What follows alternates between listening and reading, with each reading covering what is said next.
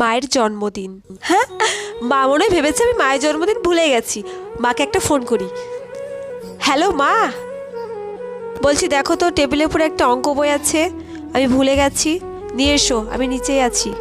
ঠিক আছে, তুই একটু ধর। হ্যাঁ ধরছি।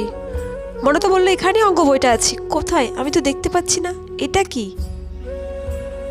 দেখি তো। হ্যাঁ, চাদর? কিরে, অঙ্ক বই তো খুঁজে পেলাম না, এই চাদরটা কার? তুমি কি ভাবলে আমি তোমার জন্মদিন ভুলে গেছি?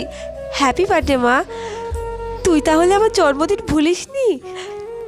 তুমি তাড়াতাড়ি রেডি হয়ে এসো, আমি কলেজ টলেজ কোথাও যাচ্ছি না, আজ তোমাকে নিয়ে আমি ঘুরতে যাব। আচ্ছা তুই একটু দাঁড়া, আমি তো রেডি আছি, আমি এক্ষুনি আসছি।